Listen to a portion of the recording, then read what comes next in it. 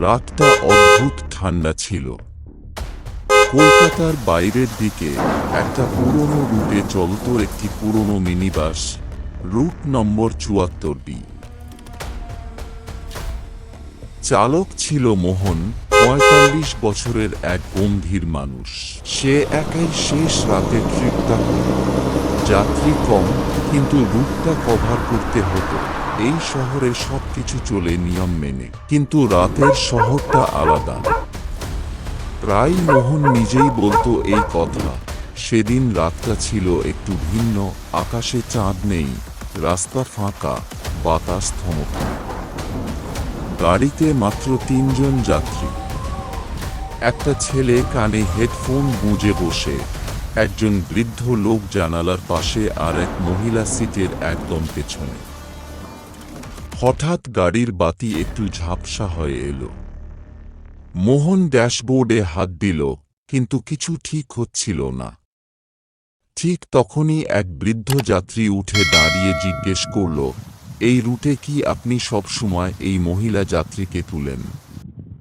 মোহন চমকে গেল। কে? কাকে? বৃদ্ধ আঙুল তুলে পেছনের সিট দেখালেন।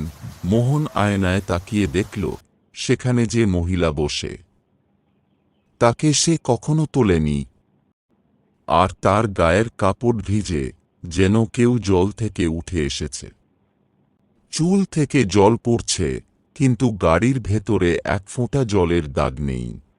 মোহন ব্রেক কষতে যাবে, তখনই মহিলা উঠে দাঁড়াল। আর গলা ছাড়া এক অদ্ভুত আওয়াজে বলল, আজ তোমার ট্রিপ শেষ।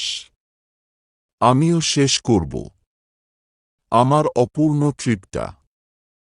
গাড়ির লাইট বন্ধ হয়ে গেল এবং রাস্তার চারপাশে শুরু হলো অদ্ভুত শব্দ, যেন কারা গাড়ির বাইরে ছুটে বেড়াচ্ছে।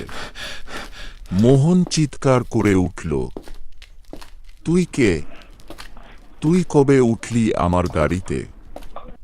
মহিলা এবার এক পা বাড়িয়ে সামনে এলো। তার মুখ ছিল না, শুধু এক ফাঁকা কালো গর্ত, যেন এক অন্ধকারে গিলে ফেলা অতীত। মোহনের এই ভৌতিক ট্রিপ কি সত্যিই শেষ হবে, নাকি এখন শুরু হলো আসল গল্প? জানতে হলে পরবর্তী পর্ব মিস করো না। নিচের প্লেলিস্টে ক্লিক করো আর সাবস্ক্রাইব করতে ভুলো না।